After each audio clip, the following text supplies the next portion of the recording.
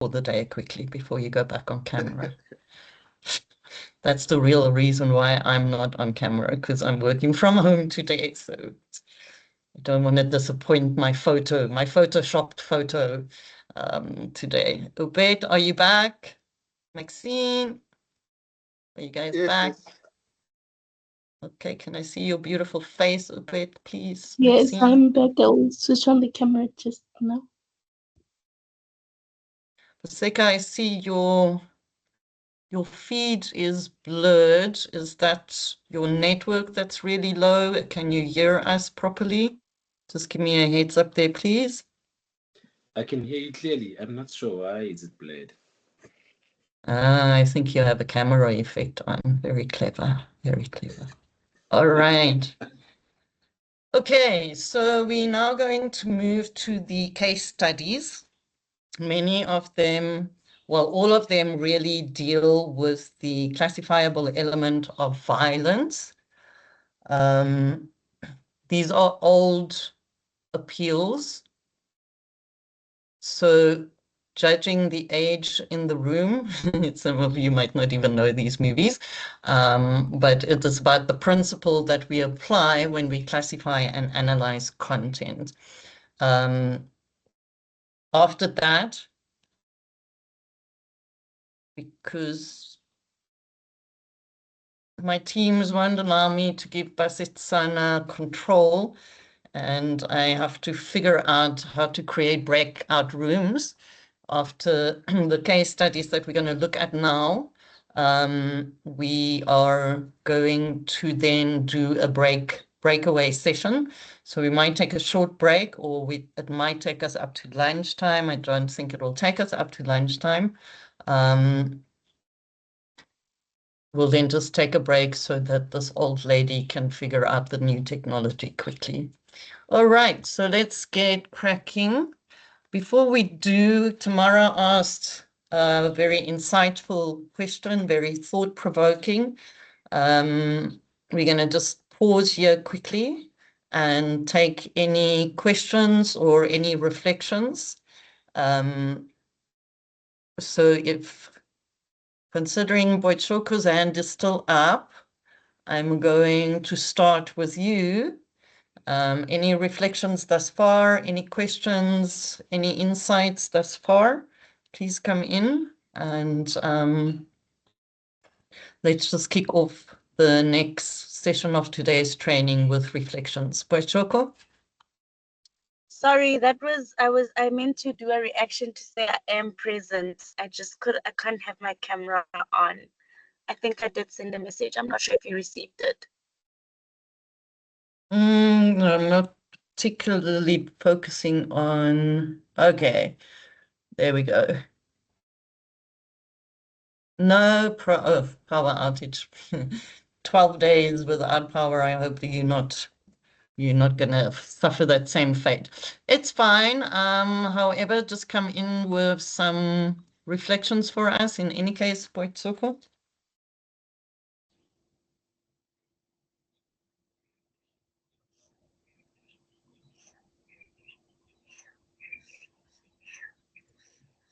So sorry, Hannah, are these reflections from generally the course?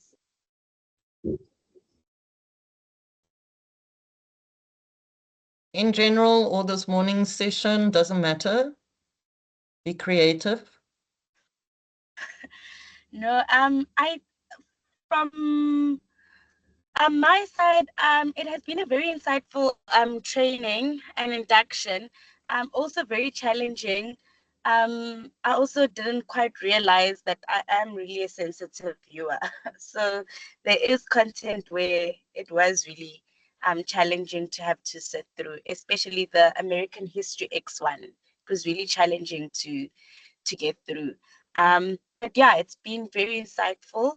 I have really learned a lot. You think that because you studied film, that certain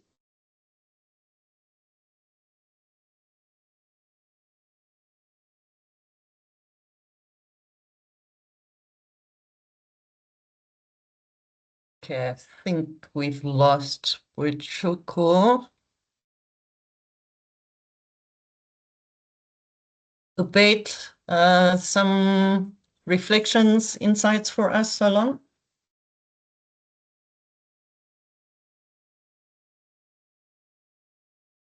Someone is spotlighting. I'm not sure. Basi, are you maybe spotlighting or... Oh, wait, that's me. Why am I sharing the screen? Okay, technology challenges me on a daily basis. Okay, never mind. Ubet, come in, reflections for us, please. Yeah, for me, I don't have much reflections. I same the previous as my colleague that yeah, it's been quite insightful because some of the things you do realize, but now you have the words and the context to put to it, and yeah, that's basically from my side. All right, thanks, Ubet. Jasmine, our session this... Yes, carry I on. just want to check the stuff. There was a session with the stuff that was not covered at some point. Are we going to cover it today? What was not covered, Ubet? Oh my! For the life of me, I can't remember. There was a session when I just need to find exactly what was it, and you said we will cover it sometime. We didn't have the time to cover it. Oh, okay. So when you remember, just pop it in the chat bar for me, please. Yes. Make sure we do cover everything. Getting old is really a problem with memory, so you'll remind me. Jasmine, in terms of our session this morning, any questions or otherwise just a reflection? I think the section that was missing was report writing, if I'm not mistaken, or something to that effect. I can't remember. But anyway, I don't have any questions from this morning's content, but I must say that I actually really did enjoy the induction. I learned a lot, and the whole analysis side of classification was just very interesting, I must say. I do wish throughout the induction process that we just had more examples of things just to give us a baseline. I think it's taking it back to Tamara's point of, I think we're all coming from subjective backgrounds. So just having, even though we are looking at the guidelines, just something to give reference to, if that makes sense. All right, perfect. Thanks for that feedback. I think we try to incorporate as much in the self-study in terms of practical examples, but we take that under advisement. Thank you for that, Jasmine. I think what we can maybe do is look at... Basitsana and I will discuss and we'll see how we close that gap. That will then be for our next training sessions. So thanks for that feedback, Jasmine. Thanks very much. Let's see. Tabi Singh, mentor, some reflections from your side, please. Morning, everyone. Just to echo what Bichoka said, that American History film, it was a little bit traumatic. I also didn't realize how sensitive I was. So I'm still having a bit of nightmares, especially with the pavement scene. It like keeps coming back into my mind. But I think it was also my second reflection, maybe a thought would be in one of the podcasts, somebody said, context is not just king, it's the kingdom. So I feel like that was a good line for me just to arc everything that we are doing here. So I just carry that with me as well. Perfect. Thank you, Tabi Singh. It means you listened to the podcast. Clearly, I didn't pay enough attention there because I like that punchline. Yeah, thanks to AI technology, we now have a punchline. So repeat that, Tabi Singh. Context is? The context is not just king, it's the entire kingdom. I love that. Great. Thank you. Thanks for that reflection. Amukelani, you are welcome to come in here, sir. Yeah, thank you so much. So for me, I don't have much to say. I'm just saying like we did a lot and the training like it's been helpful. Like I'm not the same person anymore when I'm watching a movie. Because right now when I'm watching a movie, I'm just checking the elements and see, oh, okay, this and okay, this. So it's really being, I believe at the end of this training, yeah, somehow be very improvement from my side. So thank you. Perfect. Thanks, Amukelani. You'll remember when I welcomed you guys, I said you will never watch a film in the same way ever again.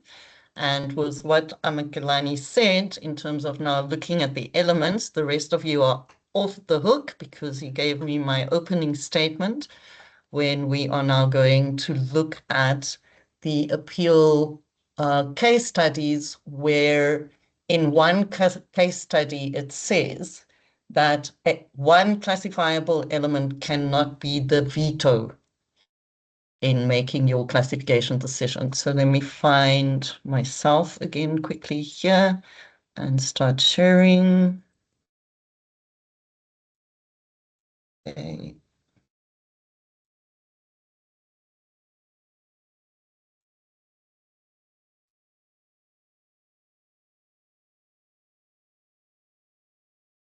Sorry, guys, I just have to find my place. There we go. All right, let's go from current slide. Can you guys see? Not the current slide. Okay, here we go. So, case study number 1 is the film Footloose. It's a 2011 film. So some of you might not have seen it. But the legal precedents that's set by the appeal tribunal there, when the distributor appealed the 13 rating, and please don't be confused here. In our previous guidelines, we had a rating called 10. It will now be your equivalent between 7 to 9 and 7 to 9 and what? 9 to 12. Yeah, that one. During one of the reviews of the guidelines, the public thought that the 10 rating was no longer applicable, right? So don't get confused. Please focus on the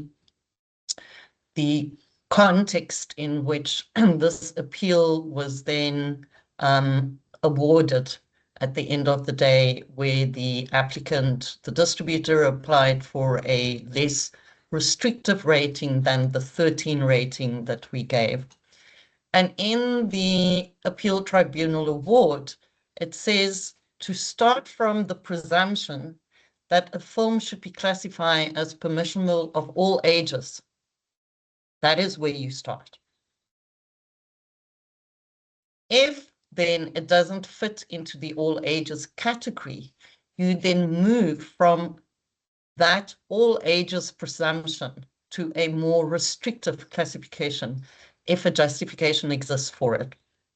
So this process of reasoning is important when we then deal with, yes, and you can yawn again with the proportional balancing of rights.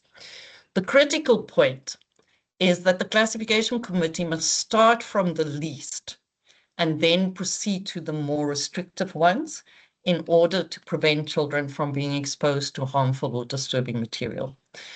The tribunal went further to say that in many instances, the various classification options that could reasonably be applicable can be identified, and then an informed choice must be made from the competing alternatives. So what do they mean when they say that? Let me just go to the next slide, make sure I don't jump ahead of myself. Okay, I'm just going to go back. So what do they mean when they say competing alternatives? So in reading the full award, what becomes clear is the competing alternatives is that process of moving from A, PG, 10 to 12, Ag, nee man, hoekom kry ek nou my 9? This 10 is confusing me now.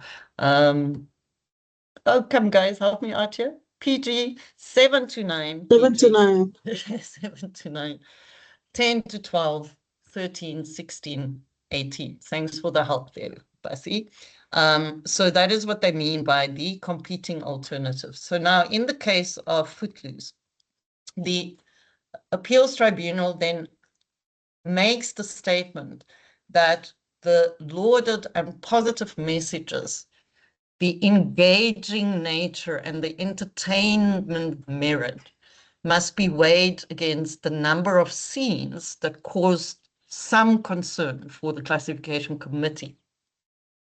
They then also say the individual classifiable elements or elements must not be deemed to be in the nature of a veto. So 2 colleagues has highlighted the curb stomping scene in American History X. Oh, and I forgot to say, guys, use that wellness service hotline. If you are getting nightmares about that scene, it means that you are emotionally and psychologically impacted. You think for now you're okay. Please,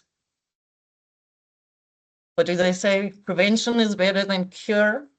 If any of the scenes of content was particularly disturbing, pick up the phone. It's a toll-free number. Right. So we do find in films that there is one scene that is so disturbing, right? So now we need to contextualize the film in its entirety to then classify it by one element not being, when they say a veto in this case, being the penultimate where you put your rating. I'm not saying that it's never going to happen, but they carry on to say that the assessment must be contextual, having regard to the redeeming features of the film. And it would be inappropriate to assign a very entertaining film, such as Footloose, that bears positive messages for young people in a restrictive age classification of 13, because of that isolated scene that may be beyond mild, but was certainly by no means violent. I unfortunately had to edit this one. So it is, if I remember correctly, for those who saw Footloose, and I saw it when I was much younger, but the protagonist and antagonist that's sort of attracted to each other, in one scene, he slaps her. So that's the scene that was the one that caused concern, where they then pitched their 13 rating, right? The appeals tribunal then goes on to say that that single classifiable element in terms of its impact and intensity, that it may on its own justify a more restrictive classification, but the assessment must be made in the context of the film and having regard to all of the other classifiable elements. So now, remember we said in our previous training session on the guidelines, themes is also a classifiable element. That's why you assign an age rating, and then you do your analysis in terms of the potential for harm. So classifiers must be aware that some classifiable elements will point in the direction of a more restrictive rating, whilst others may favor a less restrictive classification. And these considerations must then be assessed cumulatively in the context of the film. And then you make your final classification decision. So that's our first case study on Footloose. Our next case study is that of the film Hostages. Ariana, sorry, before you continue. Yes. Can I just get clarification? If you can just please go back to the previous slide that you're on. Yeah. From my understanding, if I am correct, that the individual classifiable element, for instance, if there is a single scene of violence in the entire movie, and now it made me think that you can't base your final rating on that. And now it made me think of, I think from our previous training sessions, you spoke about the regardless clauses, where no matter the impact and I think frequency of the element, we need to warn the viewer, right? So now I'm wondering if you can't, if there's a scene where someone slaps someone, but it's a single scene, and that would constitute for violence, how do you rate that? Or how do you, consider the regardless clauses? All right, thanks for that question, Solofelo. Give me a seckie. Okay, so like I said, it's not always going to be in the case of Footloose, right, where a scene or a classifiable element will not be the veto. If, say, for example, in American History X, there's no other violent scenes except the curb stomping scene. That scene, in terms of the way in which it is presented on screen, is graphic, it's explicit, it's disturbing. Now, your analysis must be then in the entirety of the film, the pro-social outcome, if there is, right? So it depends on how the scene is depicted. If, for example, they only gave a verbal description of the curb stomping scene, and that's the only violence in the film, your impact level, because of the intensity of how it is presented, is obviously going to be much lower. But what the appeal tribunal is saying here is that even that one scene, you bring it into the assessment of the cumulative impact of everything else. So, and I don't want to go too much further into that sort of fellow, because that's going to be one of our practical sessions a little bit later today.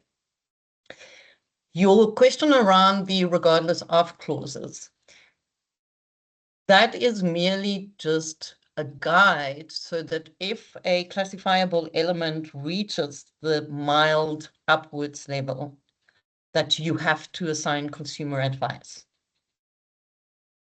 So I'm not sure if I understood and answered you correctly. You can come in for any clarity. No, you answered me. Okay, thank you. So the regardless of is just about assigning consumer advice, the manner in which a scene is presented. What the appeals tribunal say here is don't just focus on that one scene when you pitch your age rating. Your analysis must include everything else. Context. Context, kingdom, the kingdom of context. There we go. Thank you. Thanks for that question, Solofele. Right. Can I just harp on that a little bit more? Sorry. Go for it, Tamara. So if you have in the case of Footloose, for example, so if you're classifying it and as the tribunal said, the overall entertainment and positive elements of the film are one single scene, but for example, you said it was a man slapping a woman. Now I'm considering the context of South Africa. I'm thinking we have gender-based violence. Is it worth that one scene that could be very damaging to a child, for example, best interest of the child? Is it worth in the entertainment? So that's where my struggle is like, yes, we can say protect the entertainment, protect the creators, protect the artistic merit of the film, and not judge, not give a harsh rating on something that only has a little bit of something damaging. But if that one damaging thing is damaging to the reasonable viewer, then is it not worth giving that harder rating? So thanks for that, Tamara, because that's really what the classification committee considered, right? Is exactly that element and the violence around domestic violence. I tried to get a clip of the scene, but I think the movie is so old, it hasn't made it onto YouTube, right? But if I remember correctly now, in terms of the context, is it wasn't, she said something to him that provoked her, and the slap wasn't like a punch, it was just an open hand slap, right? And at that stage, they weren't in a relationship. So it didn't constitute domestic violence. However, the committee was still worried about that specific scene in terms of the message it could send, that it's okay to be slapped when you confront someone. So again, I'm not going to answer you further because that's going to be part of our practical training session there. Because I want to bring in the film Murdered by My Boyfriend in answering your question, but we're doing that as a practical a little bit later. Right, so thanks for that, Tamara. Tabi Singh, I saw your hand up. Do you still want to come in?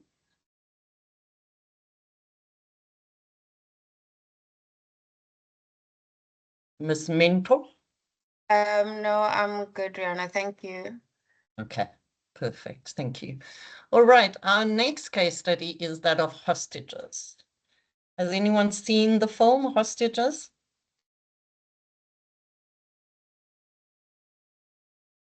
Okay. Right.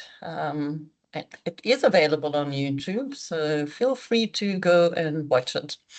But the classification decision or age rating that was given by FPB was an 18, and the distributor appealed, asking for a 16 rating. Now, you're going to find some similarities in this case study to American History X. Well, not the racial discrimination and hate, but in terms of the violence.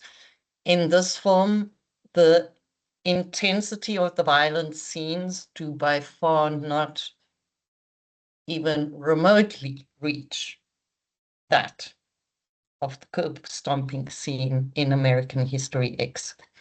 So what did the classification committee base their decision on to assign it an 18 was the frequency of the scenes that they described as being graphic and explicit. The appeal tribunal then assessed whether these scenes can be regarded as gratuitous. So I mentioned in our other training session this concept of gratuitous. So, and I also then, Basitsana, please remind me to share the appeal award on Island of Death with these classifiers, where I mentioned then that appeal award where they upheld the XX rating is because of these violent scenes being gratuitous. It didn't form part of a storyline. There was no theming. It was literally these two brothers that went around in a forest on an island that just hacked, raped, murdered, tortured, killed, and that was it, right? So sorry for backtracking there, but I just wanted to remind you guys of that. So in assessing these violent scenes, the appeal tribunal then asked whether these scenes, frequent scenes of violence, is gratuitous or not. before then making that decision as to whether they will uphold the 18 or they will overturn it, right? So according to the appeal tribunal, the committee's reasoning for an 18 rating was flawed because there was no consideration of gratuitous violence in their reasoning, because if they found that it was gratuitous, then their reasoning for an 18 would have been more applicable, and that they did not classify by starting from the least to the most restrictive, and that their decision was subjective. Now, when the appeal tribunal said that their decision was subjective, I can imagine everyone that was in the room would have gasped for air, because that's a very harsh sentence, right? But they continue to say that the classification committee represents different segments of society and brings with them that valuable life experience, but however, that their decision cannot be based and cannot be subjective to those life experiences alone, and that they must be made, the decision must be made in terms of applying the act and the guidelines. Now let's see if my next slide goes out a little bit further there on that point. So prior to reaching the ultimate conclusion, the committee must reach a conclusion on the existence of gratuitous violence. Now, when we look at the curb stomping scene, right, could you describe that as gratuitous? Is it glamorized? We'll get to glamorization now, right? And you would argue that it is not gratuitous. This is really the pivotal point in the film, as graphic and as realistic and as violent as it is. It is not gratuitous. In the case of Hostages, the penultimate conclusion in turn must be supported by reference to the scene in the film. So they then set the following standard for assessing whether the scenes of violence from a reasonable and objective perspective is required for the development of the plot or characters. So when I use the curb stomping example in American History X, for a reasonable and objective perspective, when you analyze that specific scene, you can clearly see that that scene was necessary and was the start then of the development of the character, right? It's also the starting, it's not the starting point because the film starts with other scenes before that, but that being the penultimate turning point in the film is necessary for the development of the characters. So the plot unfolds through the different scenes in terms of the flashbacks, right? But that curb stomping scene is where your character development makes that scene not gratuitous, right? They also went on to say in the case of Hostages that the more intense and the more graphic and more explicit the violence is, the less likely it is to be regarded as being required for the development of the plot and character. So again, I'm going to take you back to the Island of Death 1, right? Where these graphic and explicit scenes of violence was not regarded as being required for the development of the plot or characters. However, American History X, curb stomping, that was required for the development of the character.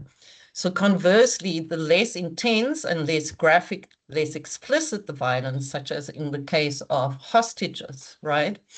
The more likely it is to be regarded as being required for the development of the plot or characters. So scenes in the film must be assessed according to this test. And then a conclusion is reached. So when you guys go into your first classification and you are presented with content that has got frequent graphic, realistic violence, please remember this test. If it's not gratuitous and it is part of the development of the plot or the characters, you apply the guidelines and you keep that in the back of your mind.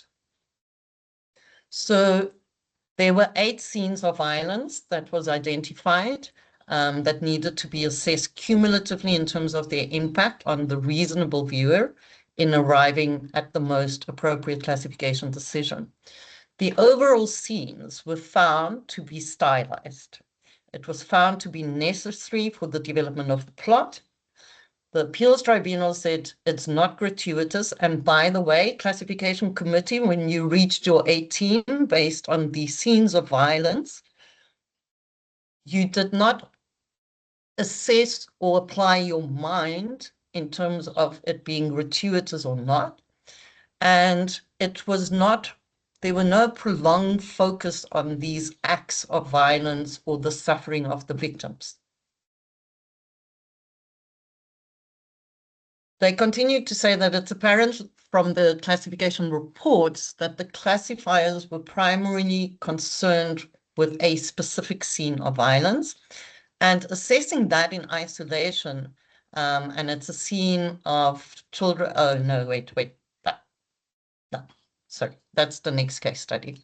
So hostages, in conclusion, if the violence is gratuitous, you will still follow the process from least to most restrictive, but if it is part of the development of the plot and the characters, you have to consider the application of the guidelines and the contextual and cumulative impact of the film and its elements and its messaging in its entirety. So that is on the case study hostages. Our next case study, and I'm going to be very disappointed if you guys haven't seen this film. It is one of the blockbuster that had subsequently become a franchise film, and that is The Hunger Games. Guys, I hope you've seen The Hunger Games.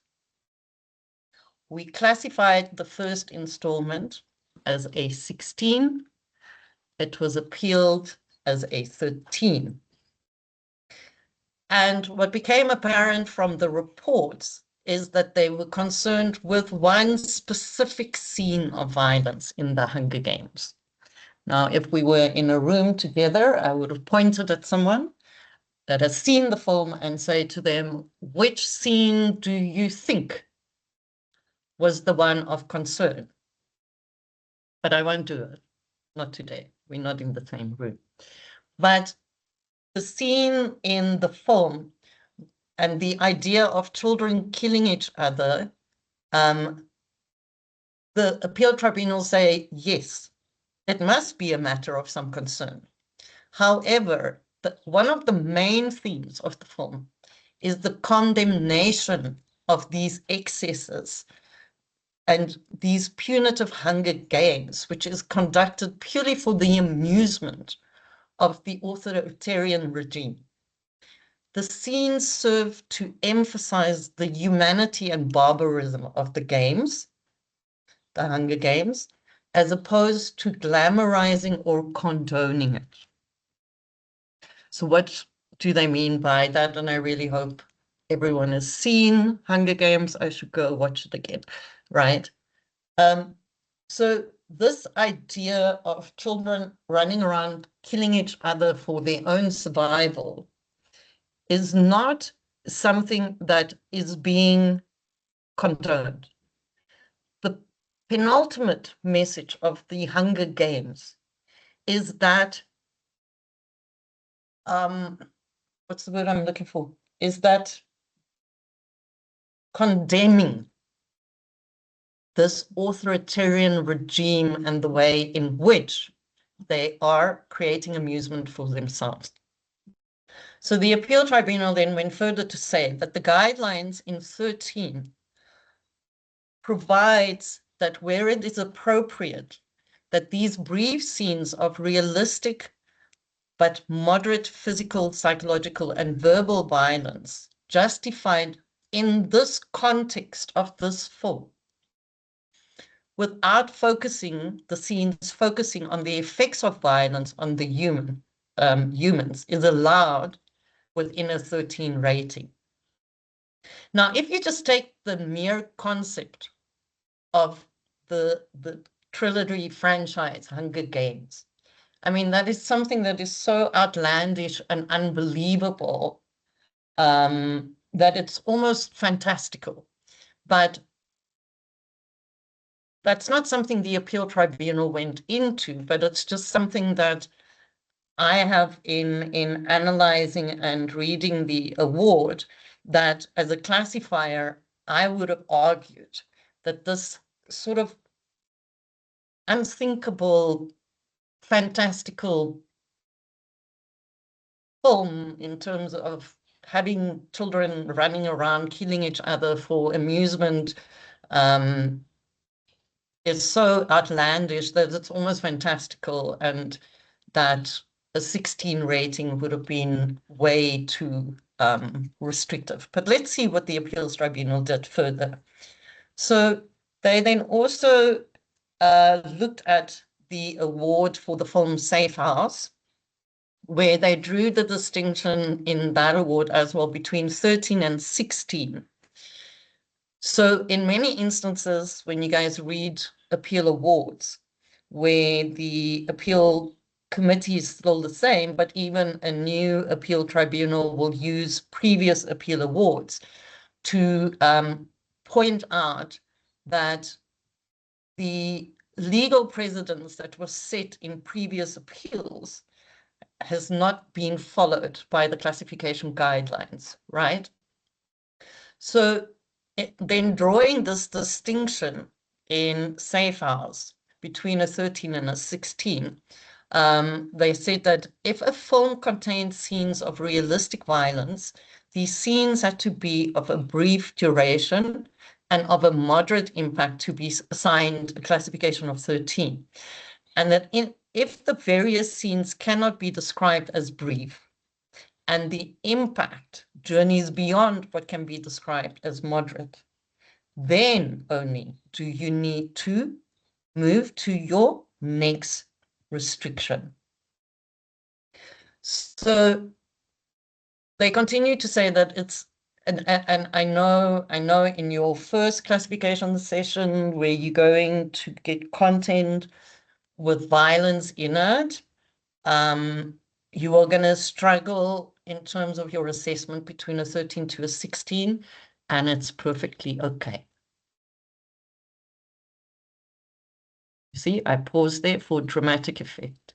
It's perfectly okay, because violence, as much as we think it's an easy element to analyze, it becomes a little bit more challenging when you have to look at your 13 versus your 16.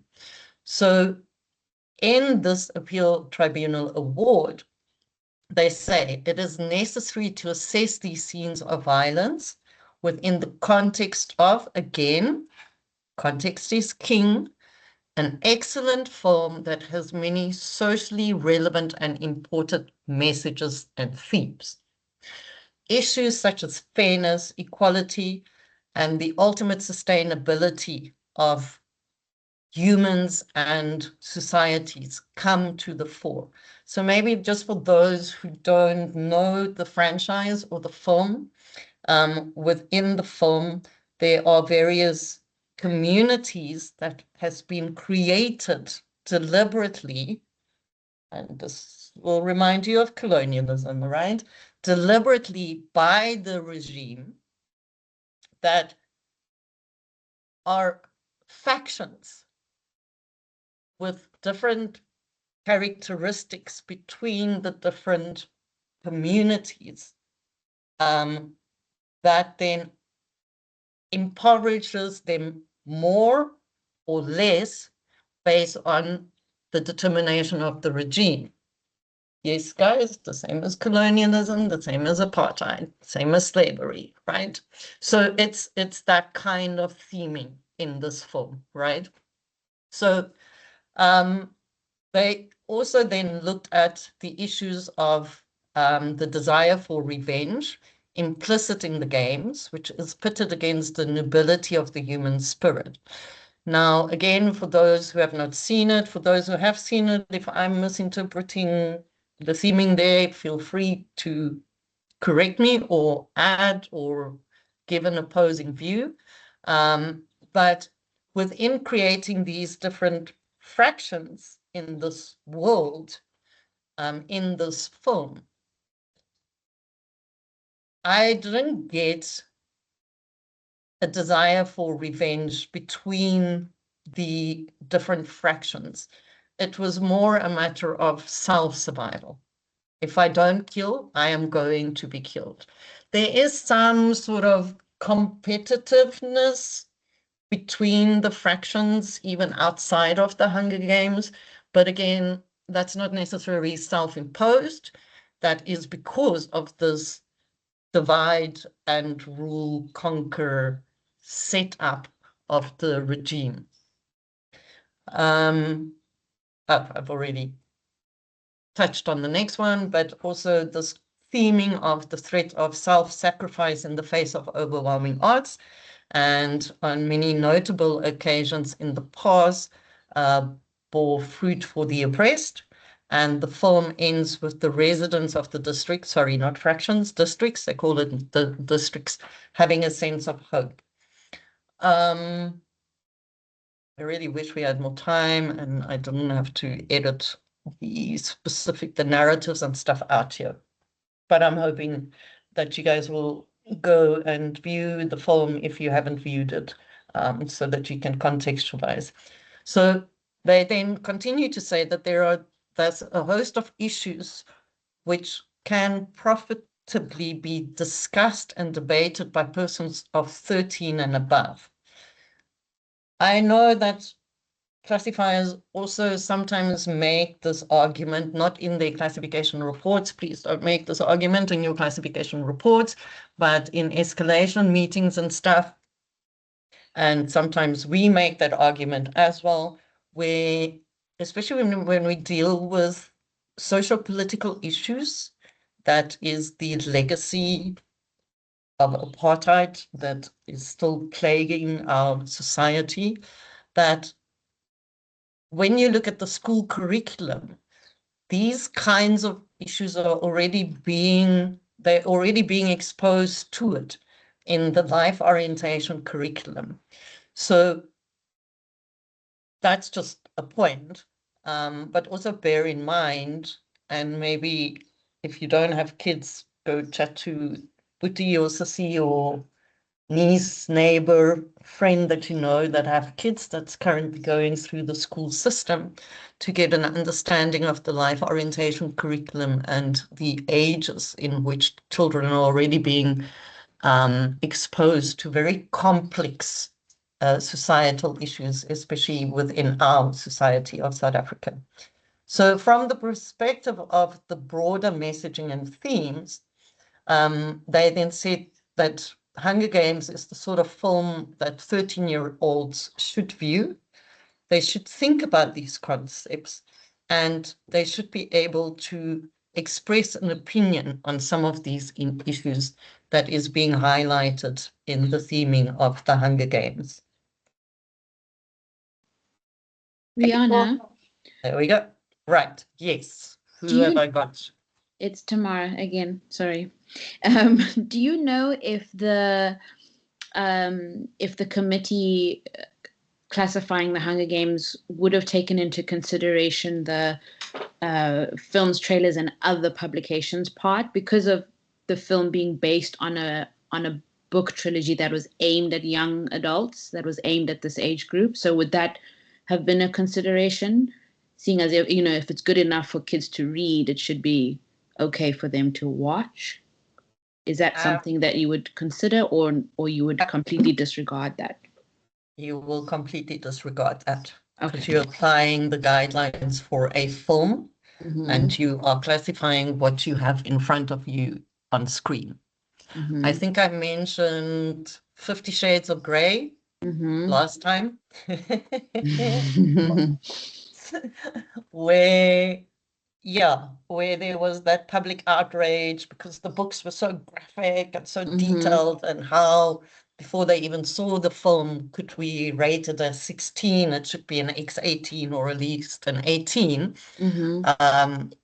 But then when you compare the book, the description of the scenes in the book compared to how they were adapted for scenes Mhm. in the film, it is by far not as graphic as in the books. I think I did mention that we then had to classify the books as well, and the books got an 18, but the film Okay. got a 16. 16. But Mhm. it's not something that you are going to bear.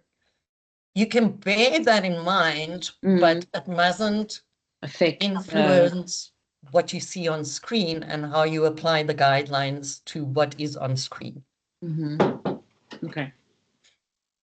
Cool. But another thought-provoking question, Tamara. I'm going to think about that even further, right?